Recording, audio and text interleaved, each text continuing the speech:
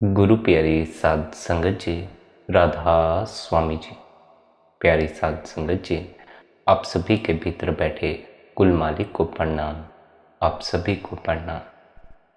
बाणी श्री गुरु अमरदास जी।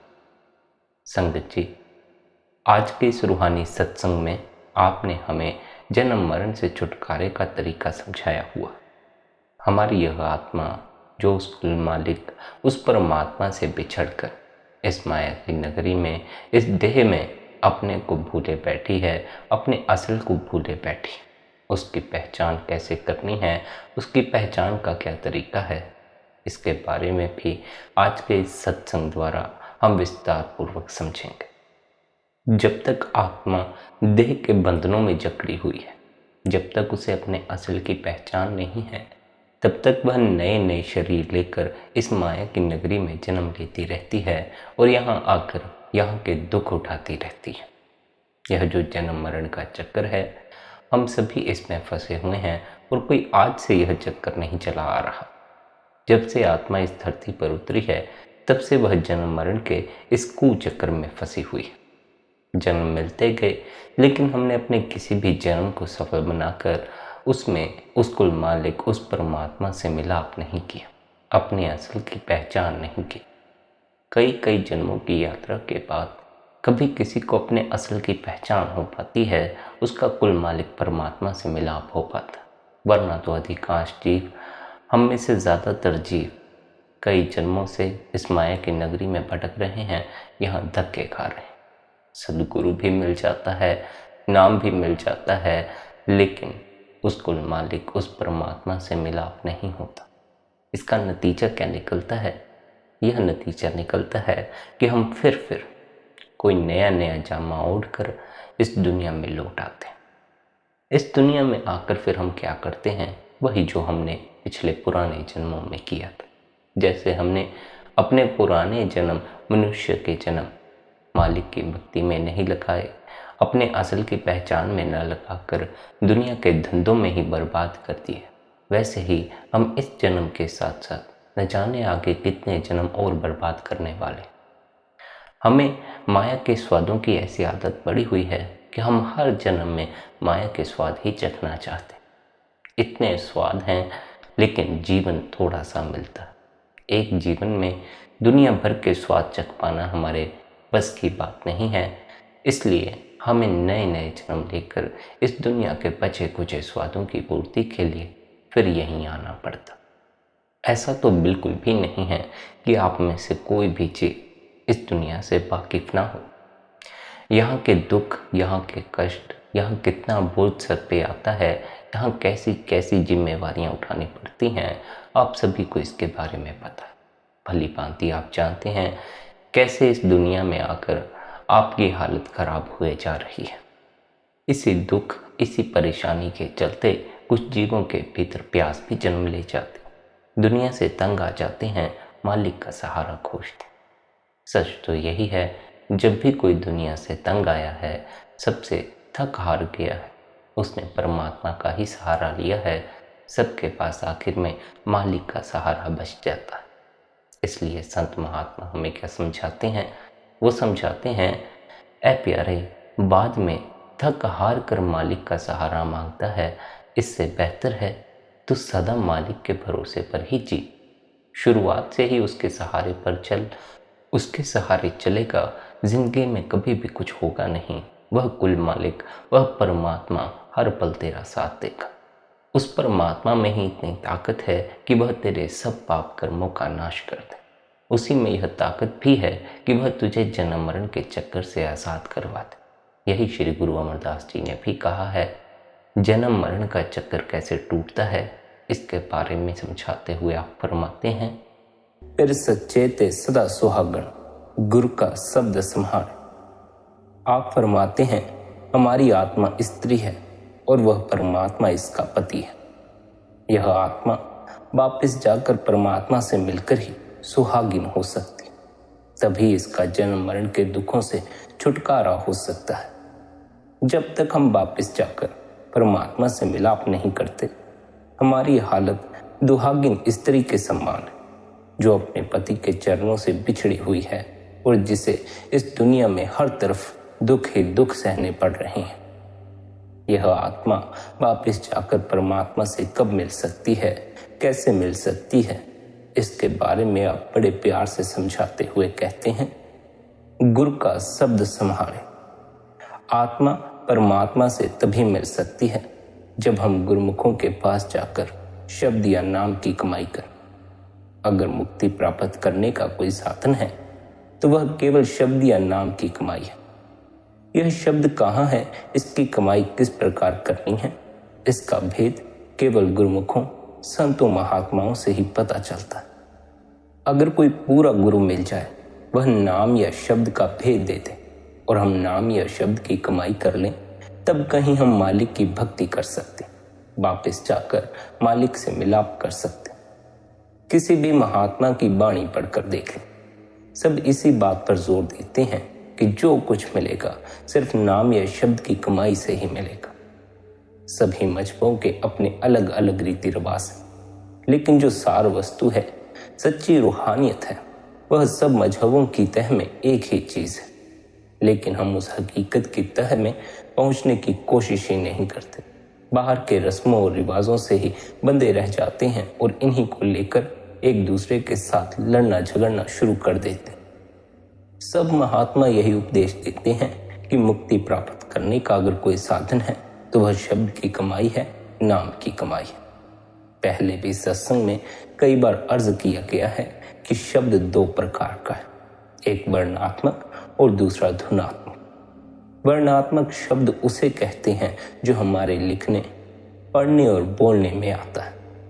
हमने अपने अपने प्यार में आकर जितने भी परमात्मा के नाम रखे हैं, वे सारे हमारे लिखने, पढ़ने और बोलने में आ जाते हैं। लेकिन जिस नाम, जिस शब्द की गुरु साहिब महिमा करते हैं, वह धुनात्मक शब्द है। वही सच्चा शब्द है, वही सच्चा नाम है। वह लिखने, पढ़ने और बोलने में नहीं आता। वह न आंखों से देखा जा सकता है, न जुबान से बोला जा सकता है और न ही कानों के द्वारा सुना जा सकता है। वह अनलिखा कानून और अनबोली भाषा है। उस सच्चे शब्द, उस सच्चे नाम की महिमा करते हुए आप फरमाते हैं, इसी शब्द या नाम का भेद हासिल करने के लिए हम गुरुमुखों की संगति करते हैं, ताकि हम मुक्ति प्राप्त कर सकें, जन्म मरण के दुखों से हमेशा के लिए हमारा छुटकारा हो जाए। ये जितने भी हमारे वर्णात्मक नाम हैं, हमारे साधन हैं। वह धुनात्मक शब्द हमारा ध्येय है।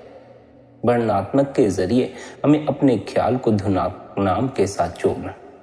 इन लफ्जों के प्यार में आकर हमें कौमों, मजहबों और मुल्कों के झगड़े में नहीं फंसना चाहिए। एक दूसरे से लड़ना भिड़ना शुरू नहीं कर देना चाहिए। हमारे झगड़े उसी समय तक हैं जब तक कि हम उस सच्चे नाम से बिछड़े हुए हैं, लफ्जों के चक्कर में फंसे हुए हैं। संत महात्मा हमें इन भ्रमों और झगड़ों में से निकालकर हमारे ख्याल को शब्द या नाम के साथ जोड़ने के लिए आते हैं। ये जितने भी हमारे लफ्ज हैं, इन सब की कोई ना कोई मियाद है। कोई 100 साल पुराना है तो कोई 1000 साल पुराना। हमने परमात्मा के कई नाम रखे, कई भूल गए। हजारों अनेकों महात्मा आएंगे और हजारों अनेकों लफ्जों के द्वारा उस मालिक को याद करेंगे। जब स्वामी जी महाराज आए, हमने उस परमात्मा को राधा स्वामी कहकर याद करना शुरू कर दिया। जब श्री गुरु नानक देव जी महाराज आए, हमने उस मालिक को वाहे गुरु कहकर पुकारना शुरू कर दिया। जब मोहम्मद साहिब आए, हमने उस परमात्मा को अल्लाह कहकर पुकारना शुरू कर दिया। जब श्री रामचंद्र जी आए तो हम उसे राम राम कहकर पुकारने लगे। लेकिन जरा विचार करके देखो, इन महात्माओं को आए कितना समय हुआ। स्वामी जी महाराज को आए सिर्फ 100 साल हुए हैं। श्री गुरु नानक देव जी महाराज को आए 500 साल हुए हैं। मोहम्मद साहिब को आए 1400 साल। इसी तरह श्री रामचंद्र जी महाराज को आए हुए इससे ज्यादा समय हुआ होगा। सो जितने भी ये हमारे नाम हैं, इनकी मियाद मालूम की जा सकती है। लेकिन जिस नाम की महात्मा यहाँ महिमा कर रहे हैं, उस नाम के बारे में गुरु अमरदास साहिब फरमाते हैं, नाम में ही ते सब कुछ होया। यानी यह जो कुछ भी दिखाई दे रहा है, इस सब की रचना परमात्मा ने नाम के द्वारा की है।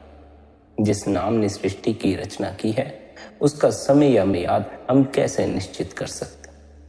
मुसलमान फकीर समझाते हैं कि कुन लफ्ज़ ने सारी दुनिया की रचना की है। ईसा मसीह का कथन है कि वर्ड ने सारी दुनिया की रचना की है। महात्माओं ने अलग अलग कौमों, मजहबों और मुल्कों में आकर अलग अलग लफ्ज़ों के जरिए उस सच्चे शब्द को बयान करने की कोशिश की। हम मुक्ति तभी हासिल कर सकेंगे जब हम हमेशा के लिए शब्द या नाम के साथ अपने ख्याल को जोड़ लेंगे। यह शब्द या नाम कहीं बाहर नहीं, यह हमारे शरीर के अंदर। जब भी यह नाम की दौलत हमें हासिल होगी, हमारी देह के अंदर से ही हमें हासिल होगी। हमारे वेद, शास्त्र, ग्रंथ, पोथियां उसी नाम की महिमा से भरे पड़े। उन्हें पढ़ने से हमारे अंदर उस नाम की कमाई करने का शौक और प्यार पैदा होता है। नाम के अभ्यास के साधन और तरीके का पता चलता है। लेकिन वह नाम की दौलत ग्रंथ पोथियों में नहीं है, वह हमारे शरीर के अंदर है। मिसाल के तौर पर डॉक्टर की किताब नुस्खों से भरी होती है, पर दवाई उसकी अलमारी में होती है। महाजन की वही में करोड़ों रुपए के लेन देन का हिसाब होता है, लेकिन रुपया उसकी तिजोरी में होता।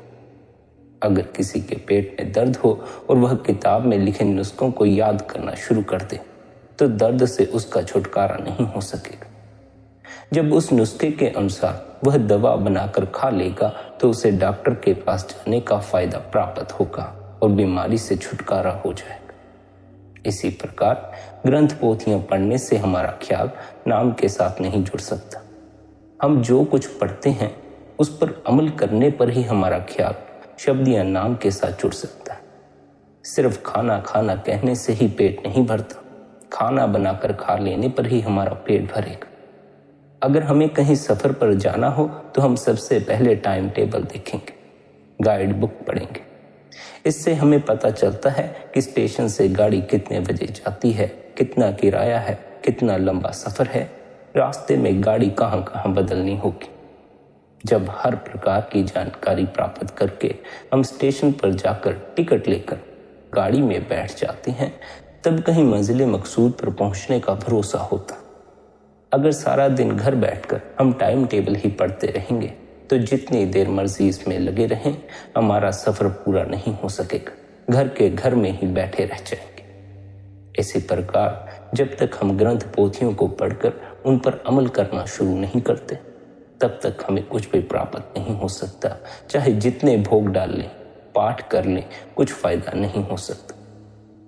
हमारे वेद, शास्त्र, ग्रंथ तथा धर्म पुस्तकें क्या है, इसके बारे में समझाते हुए आप फरमाते हैं, ऋषि मुनियों, गुरु साहिबानों, संत महात्माओं, पीरों, पैगंबरों ने मेहनत करके मालिक से मिलाप किया। उन्होंने जो जो नज़ारे रास्ते में देखे, जो जो रुकावटें उन्होंने रास्ते में देखी, उन सब का जिक्र उन्होंने ग्रंथ पोथियों में कर दिया। उन्हें पढ़ने से हमें अपने मंजिल मकसूद का पता चलता है, रूहानी रास्ते की दुश्वार घाटियों का पता चलता है। जो कुछ हम पढ़ते हैं उसके द्वारा ना तो ये दुश्वार घाटियां पार होती हैं और ना ही मंजिल मकसूद नजर आती है। जब हम उस पर अमल करना शुरू कर देंगे तो हमारे रास्ते से ये रुकावटें भी दूर हो जाएंगी और हमें अपनी मंजिल मकसूद भी नजर आने लगेगी। ग्रंथ पोथियां पढ़ना इसी प्रकार है जिस प्रकार एक मैले बर्तन को साफ करना। लेकिन मैले बर्तन को किस लिए साफ किया जाता? ताकि वह कोई चीज रखने के काबिल हो जाए। मैले बर्तन से साफ बर्तन अच्छा है, लेकिन साफ बर्तन से भी भरा हुआ बर्तन ज्यादा अच्छा है। जिस हृदय में हम नाम रूपी अमृत डालना चाहते हैं, उस हृदय को हम महात्माओं की पुस्तकों को पढ़कर और उनमें लिखे उनके तजुर्बों से फायदा उठाकर शुद्ध कर सकते हैं, पवित्र कर सकते हैं। लेकिन बर्तन को सिर्फ साफ करते रहना ही काफी नहीं है, उसका इस्तेमाल करने की भी कोशिश करनी चाहिए। जिस हृदय को हम शुद्ध करने में लगे हैं, उस शुद्ध हृदय को नाम रूपी अमृत से भरने की भी हमें कोशिश करनी चाहिए। इसलिए महात्मा प्यार से समझाते हैं कि ग्रंथ पोथियां, वेद, शास्त्र आदि पढ़ने जरूर चाहिए, क्योंकि जब तक महात्माओं के तजुर्बों के बारे में नहीं हम पढ़ते, हमें ना मालिक का पता चल सकता है और ना उससे मिलने का शौक और प्यार पैदा हो सकता है। लेकिन हमें पढ़कर ही उन्हें छोड़ नहीं देना चाहिए, बल्कि जो कुछ महात्माओं ने उनमें समझाया हुआ है, हमें उस पर चलने की कोशिश करनी चाहिए। आप अफसोस जाहिर करते हुए कहते हैं कि हमारा ज़्यादा जोर ग्रंथ पोथियों वेद शास्त्रों के पढ़ने पर है, उनके अमल पर नहीं है। और पढ़ते भी हम खुद नहीं हैं, बल्कि हम उन्हें ठेके पर पढ़वाते हैं। हम खुद तो दफ्तरों की फाइलों, सिनेमा की सैर तथा तमाशों में भागे फिरते हैं और भाई अथवा पंडित घर में पाठ किए जाते। मन में हम सोचते हैं कि हम कितना ही पुण्य का काम कर रहे हैं। अगर खुद बैठकर पढ़ते या सुनते तो मन को ठोकर लगती, दुनिया की असलियत का पता चलता, खुद की असलियत का पता चलता, परमात्मा का पता चलता, उससे मिलने का शौक और प्यार पैदा होता। उसे पढ़ने का भी फायदा होता, पढ़वाने का भी फायदा होता। लेकिन हम तो एक रीति या रिवाज समझकर पढ़ लेते, ना तो वाणी पर विचार करने की कोशिश करते हैं, ना ही हम उसे समझने की कोशिश करते। महात्मा हमें पढ़ने से नहीं रोकते, लेकिन पढ़ने के बाद उस पर अमल करने पर जोर देते हैं। अगर हम यूं ही सारी जिंदगी पढ़ते रहे, सांस सांस पढ़ते रहे, फिर भी सिर्फ एक ही बात हमारे लेखे में लगनी है, और वह है सुरत का शब्द को पकड़ना और नाम की कमाई करना। अगर हम पढ़ते पढ़ते थक कर चूर भी हो जाएं, तो भी हमारे मन को सुख और शांति नहीं मिल सकती। पढ़ने में सुख और शांति नहीं, जो कुछ हम पढ़ते हैं उस पर अमल करने से हमें सुख और शांति मिल सकती। आप समझाते हैं वह शब्द या नाम हमारी देह में है। हमारा रूहानी सफर पैरों के तलवों से लेकर सिर की चोटी तक है। इस सफर की 2 मंजिलें हैं, एक आंखों तक है और दूसरी आंखों से ऊपर। हमारे सोचने का केंद्र आंखों के पीछे। हमारा ख्याल इस जगह से उतरकर 9 द्वारों के जरिए सारी दुनिया में फैला हुआ है। जब तक हम अपने फैले हुए ख्याल को वापस समेट कर आंखों के पीछे इकट्ठा नहीं करते, तब तक हमारा ख्याल कभी उस शब्द या नाम के साथ जुड़ नहीं सकता। जब हमारा ख्याल आंखों के पीछे इकट्ठा हो जाता है, तब मालिक की दरगाह से उठ रही मीठी से मीठी तथा सुरीली से सुरीली आवाज का हमें पता चल जाता। यह वाणी हम सबके अंदर धुनकारे दे रही है। यहाँ ना कौम का सवाल है, ना मजहब का सवाल है, ना हिंदू होने का सवाल है, ना ही सिख होने का सवाल है, ना मुसलमान होने का सवाल है। सबको इसी रास्ते से अंदर जाकर अपने ख्याल को शब्द या नाम के साथ जोड़ना। जब तक हम अपने ख्याल को उस नुक्ते पर इकट्ठा नहीं करते जहां दाता दान और बख्शिश कर रहा है, जहां वह नाम रूपी अमृत बरस रहा है, तब तक हम उस अमृत को कभी पी नहीं सकते। वह अमृत हमारे अंदर ही है, दोनों आंखों के दरमियान बरस रहा है। लेकिन हमारा ख्याल यहाँ से उतरकर कभी काम क्रोध की लहरों में बह जाता है, कभी बाल बच्चों के प्यार में उलझ जाता है, तो कभी कौमों मुल्कों के झगड़ों में फंस जाता। जब तक हम अपने ख्याल को बाहर की चीजों से निकालकर इस स्थान पर नहीं लाते, अपने हृदय को साफ और निर्मल नहीं करते, तब तक यह नाम रूपी अमृत से कभी भर नहीं सकता। जो सज्जन अपने अंदर जाकर शब्द के साथ ख्याल को जोड़कर अपने आप को पहचानने के काबिल बन जाते हैं, ऐसे गुरमुखों को ही असली इज्जत प्राप्त होती है। हम अपने आप को कब पहचान सकते हैं? जब हम मन और माया के दायरे से परे चले जाते हैं। आत्मा की पहचान द्वारा ही हम परमात्मा की पहचान कर सकते हैं। जब तक हमें यह पता नहीं चलता कि हम कौन हैं, कहाँ से आए हैं और हमें कहाँ जाना है, तब तक हमें परमात्मा का पता कैसे चल सकता है? तब तक हम परमात्मा को किस तरह ढूंढ सकते हैं? इसलिए सबसे पहले हमें अपने आप को पहचानना है। अपने आप की पहचान तभी हो सकती है जब हम मन और माया के दायरे से परे चले जाएं। हमारी आत्मा के ऊपर स्थूल, सूक्ष्म और कारण शरीरों के 3 पर्दे चढ़े हुए हैं। शब्द या नाम की कमाई के द्वारा इन सब के बंधनों से छुटकारा हो जाता। तब कहीं जाकर हमारी आत्मा निर्मल और पवित्र होती है। तब अपने आप का पता चलता है और नाम की कमाई, नाम का प्यार और शोक आत्मा को हमेशा के लिए अपने असल में मिला देता है। जब तक हमारी आत्मा निर्मल और पवित्र नहीं होती, वह अपने असल से मिलने के काबिल नहीं हो सकती। आप समझाते हैं हमारी आत्मा उस परमात्मा का अंश थी, लेकिन मन का साथ लेकर अब यह अति मैली और गंदी हो चुकी है, कर्मों के चक्कर में फंस गई है। जब सद्गुरु की शरण में जाकर हम शब्द या नाम का अभ्यास करते हैं, तो हमारी आत्मा मन का साथ छोड़कर निर्मल और पवित्र हो जाती है और वापस जाकर परमात्मा से मिलकर परमात्मा का ही रूप बन जाती। परमात्मा से मिलाप करने का एक ही रास्ता है, अपने इस देह के भीतर परमात्मा की खोज कर, क्योंकि वह परमात्मा इस देह के भीतर बैठा हुआ। हमें यह भी समझ लेना होगा कि वह परमात्मा हमारी देह के अंदर बैठा है, फिर भी हमें नजर क्यों नहीं आता, क्योंकि हमारे और परमात्मा के दरमियान होमे का बड़ा ही जबरदस्त पर्दा है। जब तक यह होमे की बीमारी हमारे अंदर से दूर नहीं होती, तब तक हम चाहे कितनी ही कोशिश कर लें, हमारी आत्मा कभी निर्मल और पवित्र नहीं हो सकती। यह होमे क्या चीज है, इसके बारे में समझाते हुए आप कहते हैं, हम जो हर रोज सोचते रहते हैं कि हम मेरी कौम, मेरा मजहब, मेरा मुल्क, मेरी औलाद है, यह जो हमारी मैं मेरी है, यही होमे। यह जो कुछ भी नजर आता है सब कुछ परमात्मा का है, हमारा यहाँ पर कुछ भी नहीं है। हम अपने आप को परमात्मा से अलग समझे बैठे हैं, जिस कारण हम मैं मेरी करते रहते हैं। जिन चीजों को हम अपना बनाने की कोशिश करते हैं, ये ना आज तक किसी की बनी है और ना ही कभी किसी की बन सकती। हम इनसे प्यार करके इन्हीं का रूप बने बैठे हैं। जिन जिन शक्लों के साथ सारी उम्र मोह या प्यार करके हम बन जाते हैं, मौत के समय वही शक्लें हमारी आंखों के आगे पीछे फिरना शुरू कर देती हैं और मौत के समय जिस ओर हमारा ख्याल जाता है, हम उसी रो में बह जाते हैं। यह विचार गलत है कि मौत के समय हम परमात्मा को याद कर सकेंगे। जिसने जीवन भर परमात्मा को याद नहीं किया, वह मौत के समय परमात्मा को कैसे याद कर सकता? जिसने जीवन भर दुनियावी लोगों को याद किया, दुनियावी लोगों का मोह भीतर पैदा किया, वह मरते समय दुनियावी लोगों के ख्यालों से ही भरा होगा।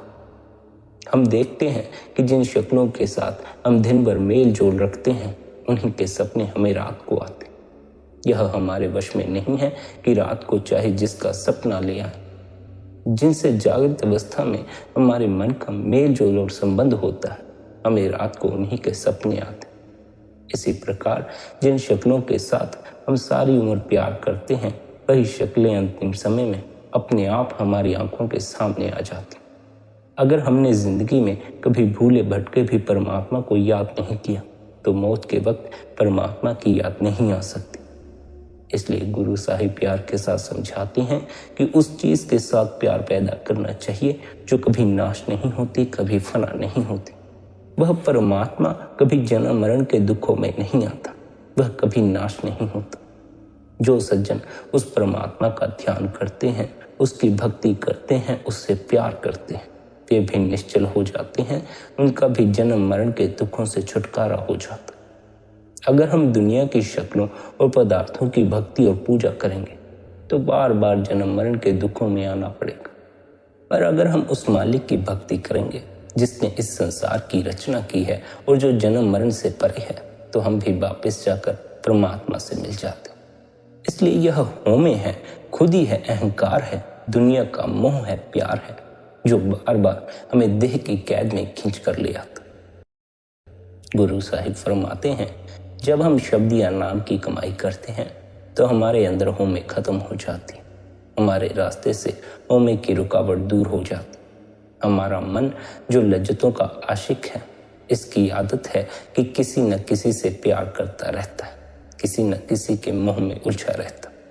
जब तक इसे दुनिया के मोह या दुनिया के प्यार से ऊंचा और पवित्र प्यार नहीं मिलता, यह दुनिया के मोह या प्यार को छोड़ने के लिए तैयार नहीं होता। उस शब्द का प्यार दुनिया के प्यार से कहीं ऊंचा और पवित्र है। उस नाम के अमृत की लज्जत बड़ी मीठी और पवित्र है। उस लज्जत को पाकर दुनिया की सब लज्जतें फीकी पड़ जाती, हमारे अंदर से अहंकार की रुकावट दूर हो जाती। तब हमारी क्या हालत होती है? फिर हम हमेशा के लिए मालिक की भक्ति के रंग में रंग जाते। उठते बैठते चलते फिरते हमारा ख्याल उस मालिक की भक्ति में लगा रहता है। हमारा ख्याल और हमारा प्यार या तो दुनिया की ओर होगा या परमात्मा की भक्ति की ओर होगा। शब्द या नाम की कमाई करने से दुनिया का प्यार टूट जाता है और परमात्मा का प्यार जाग उठता है। इसलिए आप फरमाते हैं, नाम की कमाई करने से हम परमात्मा की भक्ति के रंग में रंगे जाते हैं। शब्द या नाम की कमाई के द्वारा ही हमारा ख्याल विषय विकारों, दुनिया के धंधों, बाल बच्चों के मोह, कौमों मजहबों के झगड़ों से ऊपर उठता। और मालिक की भक्ति की ओर जाता है। शब्द या नाम की महिमा करते हुए आप फरमाते हैं, यह वाणी सचखंड से उठती है और हमें साथ लेकर वापस सचखंड में ही समा जाती। यह वाणी दिन रात हम सबके अंदर धुनकारें दे रही है। हम अपने ख्याल को 9 द्वारों में से निकालकर शब्द के साथ जोड़कर वापस उसी जगह पहुंच सकते हैं जहां से शब्द आ रहा है, यानी सचखंड वापस पहुंच सकते हैं, अपने सच्चे घर वापस पहुंच सकते हैं। इस वाणी ने सारी दुनिया की रचना की है। इसके आधार पर ही खंड ब्रह्मांड खड़े हैं। यह वाणी सतयुग में भी थी, द्वापर और त्रेता में भी थी, और वही वाणी आज भी है। वह वाणी कभी नाश नहीं होगी, कभी फना नहीं होगी। यह वाणी उस अविनाशी वाणी की महिमा करती। इस वाणी को पढ़ने से उस वाणी के साथ ख्याल को जोड़ने के भेद और तरीके का पता चलता। यह वाणी हमारा साधन और जरिया है, वह वाणी हमारी मंजिल है। जितनी भी हम वाणियां पढ़ते हैं उन सभी का असल मकसद हमें हमारे भीतर गूंजती वाणी से जोड़ देना। जो वाणी हमारी देह के भीतर धुनकारे दे रही है वह सच्ची वाणी है। उस वाणी से जुड़ने की ओर संत महात्माओं ने इशारा किया हुआ। जब तक हमारा ख्याल उस वाणी के साथ नहीं जुड़ता, हम जन्म मरण के दुखों से किसी हालत में भी छुटकारा नहीं पा सकते। असल में जो हमारा गुरु है वह वाणी ही है, लेकिन वह भीतर गूंजती वाणी है। बाहर की सभी वाणियां लिखने, पढ़ने और बोलने में आ जाती। भीतर की जो वाणी है उसका कोई बयान नहीं किया जा सकता। हमें भीतर की वाणी से जुड़ना है। उन वाणियों से हमें नहीं जुड़ जाना है जो लिखने, पढ़ने और बोलने में आ जाती। उनकी सहायता लेकर उनसे भीतर गूंजती वाणी के रहस्य को समझकर हमें भीतर की वाणी से जुड़ जाना। उस वाणी को चाहे शब्द कहकर पुकारें, चाहे नाम कहकर पुकारें। उस ताकत को कलमा, बांगे आसमानी, इसमें आज़म, चाहे जिस लफ्ज के द्वारा याद करना चाहो कर सकते हैं। अलग अलग महात्माओं ने अलग अलग लफ्जों के द्वारा उस ताकत की महिमा करने की कोशिश की है। हम महात्माओं के साथ प्यार करते हैं क्योंकि वे हमारे ख्याल को उस शब्द या नाम के साथ जोड़ते हैं। वे उस शब्द या नाम में से आते हैं और दुनिया में आकर शब्द या नाम का होका देते हैं। शब्द या नाम का ही प्रचार करते हैं और वापस जाकर शब्द में ही समा जाते हैं। हमें भी शब्द में समा जाना है। यदि हम संत सद्गुरुओं से, उन सद्गुरुओं से जो शब्द से जुड़े हुए हैं, उनसे प्यार करते हैं, तो हम भी उनके प्यार में बंधे हुए वापस जाकर शब्द में ही समा जाएं। क्योंकि जहां आशा तहां वासा। अगर दुनिया की शक्लों से हमारा प्यार है तो बार बार हमें इसी संसार में आकर जन्म लेना पड़ेगा। अगर सद्गुरु के साथ हमारा प्यार है तो सद्गुरु नाम के समुद्र में समा जाते हैं और हम भी उनके प्यार में बंधे हुए वापस जाकर नाम के समुद्र में समा जाएं। इसलिए हमारा असली गुरु वह शब्द है, नाम है। देहधारी गुरु हमारी पूरी सहायता करते हैं ताकि हम भीतर जो हमारा सच्चा गुरु शब्द है उससे जुड़ जाए। देहधारी गुरु हमें उस शब्द से जुड़ने के लिए तरीका समझा देते हैं, युक्ति बता देते हैं। हमें गुरु की देह से नहीं चिपक जाना चाहिए, बल्कि जब तक गुरु देह रूप में हमारे बीच में मौजूद है, हमें उनकी मौजूदगी का लाभ उठाकर अपने भीतर जो हमारा असल गुरु शब्द है उससे जुड़ने का प्रयास करना चाहिए। उससे जुड़ने के लिए गुरु के उपदेश अनुसार अभ्यास करना चाहिए। जो गुरु अपनी देह की पूजा करवाने में लग जाए, समझ जाना वह सच्चा गुरु नहीं। और जो गुरु कहे कि अपने सच्चे गुरु को अपने भीतर ही खोजो, इस देह के भीतर ही खोजो, वही सच्चा गुरु है। उसकी शरण में चले जाना, उससे उस सच्चे गुरु तक पहुंचने का मार्ग पूछ लेना, उससे भीतर बैठे गुरु से मिलाप करने की युक्ति सीख लेना। ना केवल सांसारिक लोगों की देह से चिपक जाना बंधन है, बल्कि गुरु की देह से चिपक जाना भी एक बंधन है। यदि कोई बाल बच्चों की देह के मोह में पड़ जाता है तो वह देह का बंधन उसे मुक्ति प्राप्त नहीं करने देता। इसी तरह यदि कोई गुरु की देह के मोह में पड़ जाता है तब वह भी एक बंधन हो जाता है, जिस कारण उसकी मुक्ति नहीं हो पाती। सच्चा गुरु शब्द है, सच्चा गुरु नाम है, और वह हम सभी के भीतर मौजूद है। देहधारी गुरु सदा हमें उस शब्द, उस गुरु से जोड़ने के लिए संसार में आते। हमें अपने देहधारी गुरु के उपदेश पर चलकर हमें अपने असल गुरु के पास पहुंच जाना है, शब्द के पास पहुंच जाना। शब्द या नाम के अभ्यास के सिवाय दूसरा कोई साधन नहीं है जिस पर चलकर हम इस देह की कैद से छुटकारा हासिल कर सकते। आप समझाते हैं, अगर हम मन का कहना छोड़कर गुरुमुखों के उपदेश पर चल पड़े, उनके उपदेश के अनुसार अपने ख्याल को 9 द्वारों में से निकालकर शब्द या नाम के साथ जोड़ दें, तो हम हमेशा के लिए सुख पा लेंगे। असली सुख कब मिलता है? जब हमारी आत्मा वापस जाकर परमात्मा के साथ मिलाप कर लेती है। दुनिया के पदार्थों में ना कभी किसी को सुख मिला है और ना ही कभी सुख मिल सकता, लेकिन हम दुनिया के जीव हमेशा बाहर की शक्लों और पदार्थों में ही सुख ढूंढने की कोशिश करते हैं। कभी हमारा ख्याल संतान की ओर चला जाता है। संतान होने पर हम कितनी खुशियां मनाते हैं, लेकिन जब मालिक उन्हें वापस बुला लेता है तो वही संतान हमारे लिए कितने दुख का कारण बन जाती। इसी तरह जब धन दौलत आती है कितनी अच्छी लगती है, लेकिन यह तो पेड़ की छाया के समान है, कभी किसी जगह है तो कभी किसी और जगह। जब चली जाती है अच्छी तरह दुख देकर जाती है, डॉक्टरों की फीसों में निकल जाती है, मुकदमों के खर्चों में निकल जाती। हम सोचते हैं कि शायद कौमों, मजहबों, मुल्कों की हुकूमत में सुख मिलेगा। हम दुनिया की मान बढ़ियाई में सुख ढूंढने की कोशिश करते हैं। इतिहास पढ़कर देखते हैं तो पता चलता है कि दुनिया के लोग हमें सिर पर उठाकर जुलूस निकालते थे, यही 2 दिन बाद जेल खाने में डाल देते थे। जो लोग आज फूलों के हार लेकर हमारे सामने खड़े हैं, वही के वही लोग कल जूतों के हार लेकर सामने खड़े हो जाते। इन लोगों के बदलने में कितनी देर लगती। जो बच्चे आज हमारी जान हमें मालूम पड़ते हैं, यही बच्चे हमें जमीन जायदादों की खातिर कोर्ट कचहरी तो घसीट लेते हैं। इसलिए आप समझाते हैं, दुनिया के पदार्थों में, दुनिया के लोगों में ना आज तक किसी को सुख मिला है, ना ही कभी मिल सकता। ये जो भी थोड़े बहुत सुख नजर आते हैं, ये भी कुछ समय बाद दुखों में बदल जाते। ये दुनिया के पदार्थ आर्जी, इनका सुख और आराम भी आर्जी ही हो सकता है।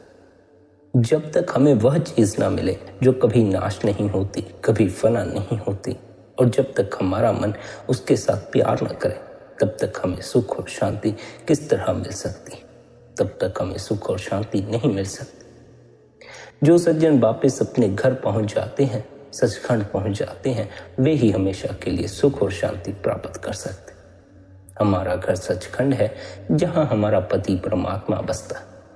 अगर आत्मा सुहागिन हो सकती है, मुक्त हो सकती है, तो वापस जाकर अपने असल में समाकर ही हो सकती है। और इसके लिए हमें गुरुमुखों के बताए हुए उपदेश पर चलने की कोशिश करनी होगी। गुरुमुखों के उपदेश पर चलने का क्या फायदा होता है?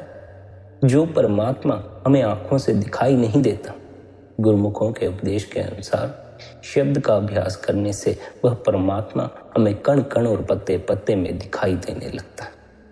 यह शब्द या नाम हमें अपनी देह के अंदर ही मिलेगा। यह नाम रूपी दौलत, यह शब्द रूपी दौलत बाहर ना कभी किसी को मिली है और ना ही कभी किसी को मिल सकती।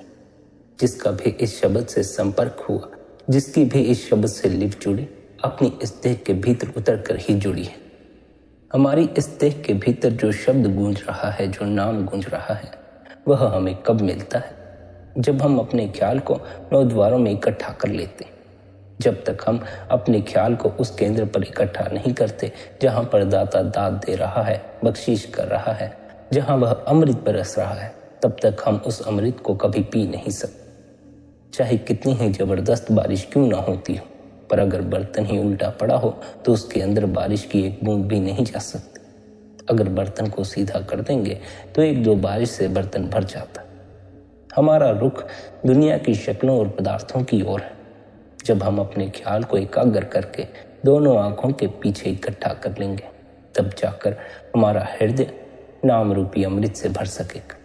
हम दुनिया के जीव तो बाहर की चीजों को अमृत बनाकर बैठे, लेकिन जिस अमृत के पीने से मुक्ति होगी, वह अमृत कहीं बाहर नहीं है। अगर बाहर की वस्तुओं को अमृत मानकर उसको पीने से मुक्ति मिल सकती, तो इससे सस्ता सौदा और कौन सा हो सकता था? फिर तो सभी अमर हो जाते, फिर तो सभी अमर जीवन को उपलब्ध हो जाते। लेकिन हमारा ख्याल इस दुनिया के भ्रमों में फंसा हुआ है।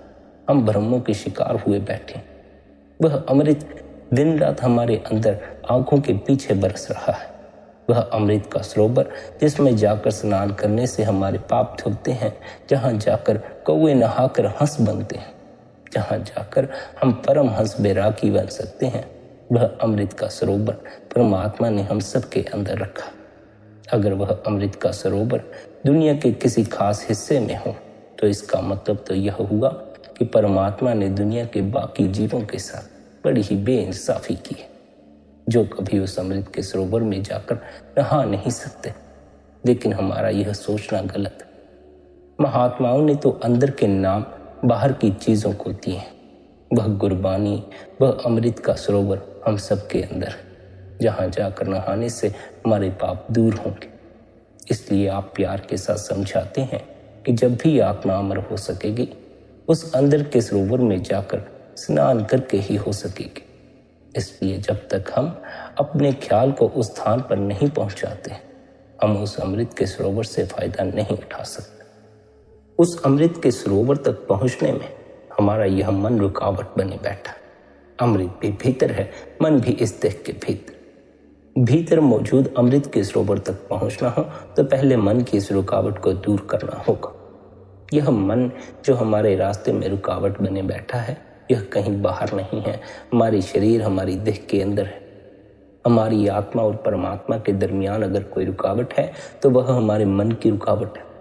यह हमारा मन ही है जो इंद्रियों के भोगों में फंस जाता है, विषय विकारों, शराबों कबाबों में उलझ जाता है और इन चीज़ों में फंसकर वह हमें हमेशा अपने निशाने, अपनी मंजिल से दूर रखने की कोशिश करता है। यह मन ही है जिसके अधीन होकर भाई भाई का दुश्मन है, कौम कौम की दुश्मन है, मजहब मजहब का दुश्मन है। किस तरह यह एक दूसरे के गले काटने की स्कीमें या योजनाएं बनाने में लगे हुए। हमसे यह सब कौन करवा लेता? यह हमारा मन ही हमसे करवाता। जब तक हमारे रास्ते से मन की रुकावट दूर नहीं होती तब तक चाहे कोई कितने ही उपाय कर ले, आत्मा कभी निर्मल और पवित्र नहीं हो सकती। आप बड़ी सुंदर मिसाल देकर समझाते हैं।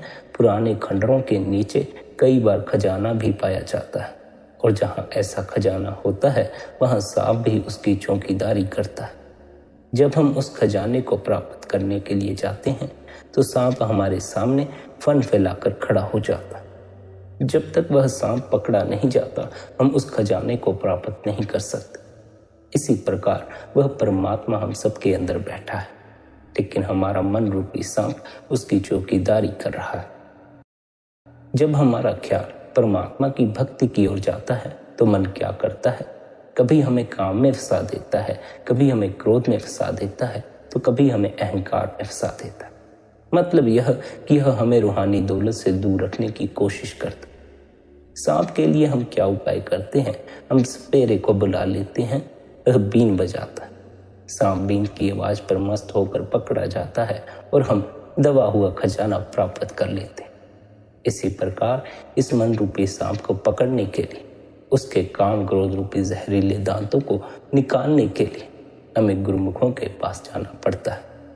वे हमारे ख्याल को शब्द या नाम के साथ जोड़ देते हैं, जिसकी लज्जत इतनी मीठी और पवित्र है कि उसे पीकर मन के अंदर से गंदी गंदी वासनाएं और कामनाएं दूर हो जाती। काम, क्रोध, लोभ, मोह और अहंकार निकल जाते हैं और उनके स्थान पर शील, क्षमा, संतोष आदि आ जाते हैं। तब हमारा मन हमें कोई नुकसान नहीं पहुंचा सकता, हमारा दोस्त बन जाता है और हमें साथ लेकर वापिस अपने स्थान ब्रह्म में पहुंच जाता। आप एक और सुंदर मिसाल देकर समझाते हैं। हमारा मन लोहा है, वह नाम जो परमात्मा ने हमारे अंदर रखा है वह पारस है। लोहा पारस को छूकर सोना बन जाता है, लेकिन यह मन रूपी लोहा उस नाम के पारस को कब छूता है? जब हम पर गुरुमुखों की दया मेहर हो जाती। जब तक हमारा मन हमें विषय विकारों, शराबों, कबाबों और दुनिया के धंधों में लिए बैठा है, उससे बड़ा हमारा कोई दुश्मन नहीं हो सकता। जब गुरुमुखों की संगति में आकर शब्द या नाम का अभ्यास करके यह हमें अपने घर की ओर लेकर चलना शुरू कर देता है, तब उससे बढ़कर कोई हमारा दोस्त नहीं हो सकता। हमें सद्गुरु की संगति में आकर अपने इस दुश्मन को दोस्त के रूप में बदलना। जिस नाम, जिस शब्द का आप जिक्र करते हैं, उस नाम रूपी दौलत को दुनिया की किसी धन दौलत से खरीदा नहीं जा सकता। दुनिया के हीरे जवाहरात उसकी बराबरी नहीं कर सकते, उस नाम की कीमत बयान नहीं हो सकती। आमतौर पर संत महात्माओं ने नाम को हीरे जवाहरात कहकर बयान किया, लेकिन हीरे जवाहरात तो मिट्टी। फिर भी महात्माओं को दुनिया की कीमती से कीमती चीज से उसकी तुलना देकर बयान करना, इसलिए उसे हीरे जवाहरात कहकर समझाते हैं। लेकिन दुनिया की कोई भी दौलत उस नाम रूपी दौलत की कीमत अदा नहीं कर सकती। वह नाम कब मिलता है, इसके बारे में आप फरमाते हैं, नाम पाइए गुरु विचार। जब हम मन की संगति छोड़कर गुरुमुखों की संगति करेंगे, तब कहीं यह दौलत हमें हासिल हो सकती। हमारा मन संगति का बहुत जल्दी असर लेता है। अगर हम बुरे लोगों के साथ बैठेंगे, कामियों के साथ बैठेंगे, क्रोधियों के पास बैठेंगे, तो वैसे ही ख्याल हमारे मन में भी पैदा हो जाएंगे। मन में शंका और संकल्प पैदा हो जाएंगे। अगर हम गुरुमुखों के पास बैठेंगे, वे मालिक की भक्ति और नाम की कमाई में लगे हुए हैं, उन्हें देखकर हमारे मन में भी नाम की कमाई करने का शौक और प्यार पैदा हो जाएगा। आप समझाते हैं, जिस प्रकार हम खेत में बीज डालने के बाद बाड़ बना देते हैं, उसकी कितनी चौकीदारी करते हैं कि कोई हमारी खेती को नुकसान ना पहुंचा दे। इसी प्रकार जो सज्जन मालिक की भक्ति और नाम की कमाई करते हैं, वे हमेशा अपने आप को संत महात्माओं की संगति में रखते हैं। वे दुनियादारों की संगति से बचते हैं कि दुनिया की ओर जाकर कहीं उनके मन में मान बढ़ियाई ना आ जाए। जो कुछ इतनी मेहनत से प्राप्त किया है, कहीं उसे खो ना बैठे। इसलिए आप समझाते हैं, जब मन के अंदर से संकल्प, संदेह और भ्रम निकलते हैं, तब कहीं जाकर वह नाम की कमाई की ओर जाता है। संत महात्माओं का सत्संग इसलिए होता है कि मन सीधा होकर मालिक की भक्ति की ओर लगा रहे। अगर हम मन को ढीला छोड़ दें, तो यह फिर विषय विकारों, शराबों कबाबों की ओर दौड़ता चला जाता। यही कारण है कि महात्माओं ने हमें समझाने के लिए इतने बड़े बड़े ग्रंथ लिखे हैं, इतने वेद शास्त्रों की रचना की है, ताकि सुबह पढ़ेंगे, दोपहर को पढ़ेंगे, हम शाम को पढ़ेंगे, किसी समय तो मन को ठोकर लगेगी। मन को दुनिया की असलियत का पता चलेगा और हमारे अंदर मालिक से मिलने का शौक और प्यार पैदा होगा। हमारा मन हमेशा संगति का असर लेता है। अगर हम गुरुमुखों के पास बैठेंगे, तो हमारा ख्याल शब्द या नाम की ओर जाएगा। इसलिए हमें ऐसे गुरुमुखों की संगति करनी है जो विषय विकारों की तरफ नहीं भागते, बल्कि भीतर नाम की कमाई की तरफ ध्यान रखते हैं, मालिक की तरफ अपना ख्याल रखते। गुरुमुख सज्जन शब्द या नाम की कमाई करके अपने अंदर से अपने आप को, यानी अपने अहम भाव को गवा देते हैं। हमारे और परमात्मा के दरमियान अगर कोई रुकावट है, कोई पर्दा है, तो केवल अपने आप की रुकावट है, अपने अहम का पर्दा। हमें ऐसे गुरुमुखों की संगति करनी चाहिए जो शब्द या नाम की कमाई कर रहे हैं। उनके साथ रहकर, उनकी संगत करके हमारे भीतर से भी अहम भाव निकलना शुरू हो जाता। अगर हम ऐसे लोगों की संगति करेंगे जो अहम भाव से भरे हुए हैं, तो हम भी अहम भाव से भरते चले जाएंगे, हम भी अहंकारी होते चले जाएंगे। नहीं, हमें अहंकार से नहीं भरना। अहंकार ही रुकावट है परमात्मा से मिलाप करने में। हमें तो ऐसे सज्जनों की संगति करनी है जिनकी संगति करके हम अहंकार के दायरे से परे हो जाएं। जिसे परमात्मा से मिलाप करना है, जिसके अंदर मालिक से मिलने की चाह है, उसे अहंकार से मुक्त होना ही होगा। अहंकार से मुक्त होने के लिए उसे सच्चे गुरुमुखों की संगति करनी चाहिए। गुरुमुख तमोगुण, रजोगुण और सतोगुण तीनों गुणों से पार हो जाते हैं। उनकी आत्मा निर्मल हो जाती है और वे परमात्मा की दरगाह में जाकर हमेशा के लिए शोभा प्राप्त कर लेते। इसलिए गुरुमुख सज्जन जो शब्द या नाम की कमाई में लगे हुए हैं, हमें उनकी संगत करनी है ताकि हम भी परमात्मा की दरगाह में प्रवेश पा सकें। जो मनमुख लोग हैं, बाहर मुखी होकर भ्रमों में फंसकर भटकते फिरते हैं। हमें मनमुखी लोगों की संगत नहीं करनी है, वरना हम भी बाहर संसार में भटकते रह जाएंगे। हम फिर इस माया के दायरे से पार ना जा सकेंगे। मन और माया के दायरे से पार चले जाना ही हमारा असल मकसद है। इसलिए प्यारी साध संगत जी, ऐसे गुरुमुखों की संगत करें जो परमात्मा से अपनी लिप्त को जोड़े बैठे हैं, शब्द या नाम से अपनी लिप्त को जोड़े बैठे। ऐसे मनमुखों की संगत ना करें जो संसार के विषय भोगों की तरफ भटके जा रहे हैं। उनकी संगत हमें भी भटकन में डाल सकती। अपने गुरु की संगत करनी है, अपने गुरु के उपदेश की पालना करनी। गुरु के उपदेश की पालना करने से हम भी अपने भीतर गूंजते शब्द से जुड़ सकते हैं। हम भी परमात्मा की दरगाह में प्रवेश पा सकते हैं, अपने सच्चे घर सचखंड में प्रवेश पा सकते हैं। सच्चा सुख, सच्ची शांति अपने सच्चे घर सचखंड लौटकर ही हासिल हो सकती। इसलिए सच्चा सुख, सच्ची शांति हासिल करने के लिए निरंतर भजन सिमरन करें, निरंतर ध्यान में बैठें, अपने भीतर से अपने सच्चे घर सचखंड पहुंचें। संगत जी, यदि आज का यह सत्संग आपको अच्छा लगा हो तो आज के इस सत्संग को आप अपने मित्रों और संबंधियों के साथ शेयर भी कर सकते हैं। साथ ही आप शब्द का आनंद ले सकते हैं सब्सक्राइब करके। बाकी आपकी अपनी मौज है। अपना ख्याल रखें। इतने प्रेम और प्यार से आपने सत्संग को सुना, उसके लिए आप सभी का धन्यवाद। आप सभी के भीतर बैठे कुल मालिक को प्रणाम। आप सभी को प्रणाम। राधा स्वामी जी।